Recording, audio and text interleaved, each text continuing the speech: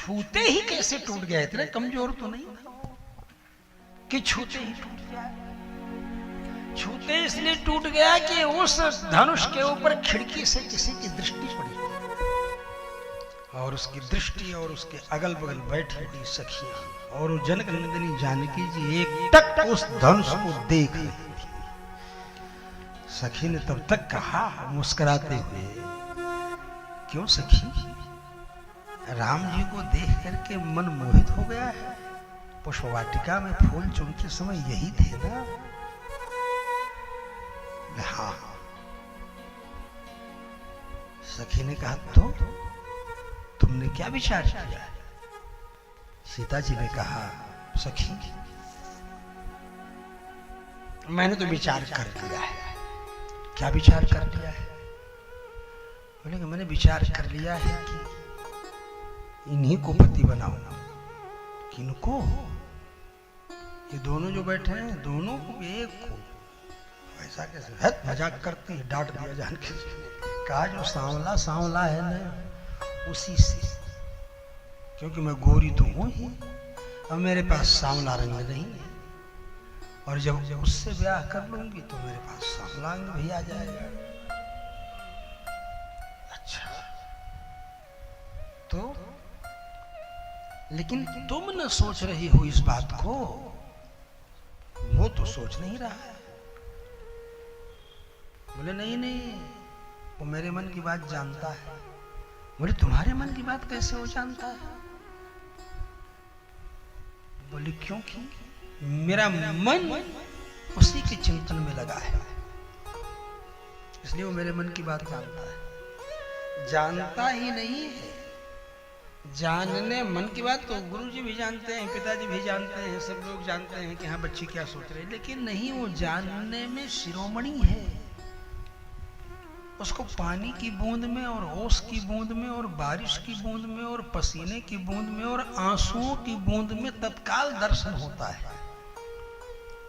जानकी जी की ये बात सुन करके सखियों ने आश्चर्य विस्फारित नेत्रों से देखते हुए जानकी जी से कहा, तो ये तुम कैसे कह सकती हो?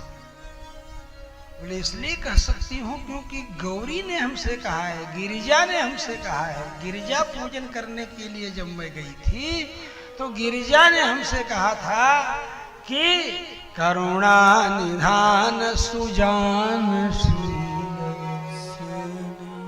और स्नेह जानत रावण स्नेह तुम्हारा उसके प्रति कितना समर्पण है जानता है। मतलब ये सुजान नाम दे दिया है, करुणा निधान नाम दे दिया है। ये दो नाम बहुत सुंदर हमको पुकारने के लिए दिया है, क्योंकि पति का नाम लेकर नहीं बुलाना चाहिए। तो गिरिजा ने दो नाम दिए हैं कि तुम इसी नाम से बुलाना है। तो करुणा निधान कहती हैं एकांत में, जैसे आप लोग कहते हैं ए जी, ओ जी, सुनो जी। भगवान जो हैं वो 6 महीने तक माता जी के 85-90 वर्ष की उम्र में दूध पिए। बोलते हैं कि लाला आकर के दूध पीने लगता है। दूध लोग स्तन में देख करके चकित रहता है। और ऐसे कहती थी माता जी हम लोगों के सामने कि ए विद्याभास्कर, हाँ माता जी देख, मैं चाहती हूं ना कि मैं ऐसे मर जाऊं, सो मर जाऊं, बस पता नहीं चले कुछ। बोले ठीक ऐसा। और ऐसे ही माता जी की मृत्यु हुई। सब काम करते कराते, भोग राग लगते लगाए, सब करते, सब तृप्त सब हो करके, सब कुछ हो करके, और वो ऐसे बैठी और झपटी आए और परम पद हो गई। इस तरह सुखद मृत्यु, अद्भुत अद्भुत। तो राम जी सुजान ही नहीं, सुजान में शिरोमणि है। इसीलिए ये अंदर की बात थी, आपसी संबोधन था। इसीलिए हनुमान जी ने जानकी जी से कहा, राम दूत मैं मातु जानकी सत्य शपथ। लेकिन सत्य शपथ को भी कैसे प्रमाणित करूं? तो एकांत में जिस नाम से आप अपने कांत को बुलाती हैं, उस नाम को मैं बोल ही दूं तो समझ जाएंगी कि सच में मैं उन्हीं के पास से आया हूं। इसलिए कहते हैं श्री हनुमान जी, सत्य शपथ करुणा निधान। क्योंकि गिरिजा ने कहा था, करुणा निधान सुजान शील स्नेह जानत रावण। तुम्हारे स्नेह को जानते हैं। अब जब इस स्थिति में लोग कह सकते हैं कि विश्वामित्र जी ने तो कहा, उठो राम भंजो भव चापा। भव माने शंकर जी के चापा, चाप को भंजो माने तोड़ो। गुरु जी ने आज्ञा दी थी, राजा जनक ने भले नहीं प्रतिज्ञा की थी, लेकिन नहीं। भंजो का मतलब भुजो नवनी। भंजों का मतलब जो है शाल भंज के, उनको कह। तो इस तरह माने इसको नवाओ। जब नवाओगे तभी डोरी चढ़ाओगे। जब ये झुकेगा तो मतलब झुकाने के लिए भंजो शब्द का प्रयोग है। शास्त्रीय परंपरा से गोस्वामी जी ने बहुत संस्कृत निष्ठ शब्दों का प्रयोग किया है, वो भी अवधिकरण करके उसका, समझे? जैसे आराम है, आराम है, आराम का अंग्रेजीकरण कर दिए तो आराम नल हो गया। बोले तो आराम नल है, बोले हाँ आराम नल है।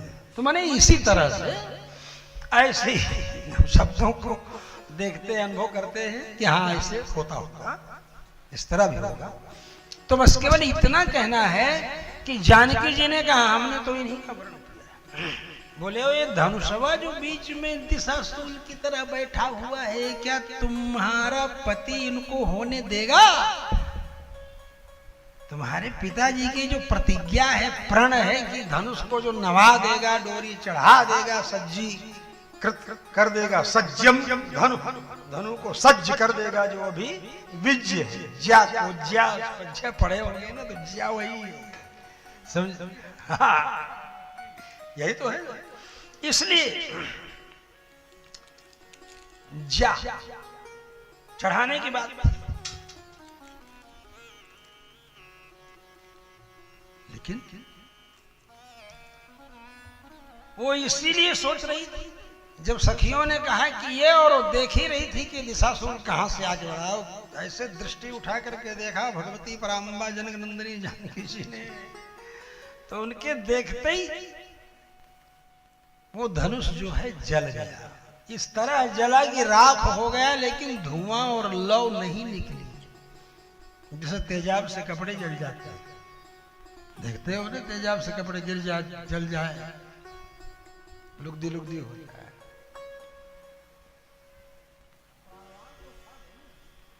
धनुष नहीं, वो कुछ भी हो, प्राणवान हो या कोई हो, वह प्राण उसका सूक्ष्म से सूक्ष्म हो जाएगा, जो कि छूते ही टूटने की स्थिति को पहुंचा देगा।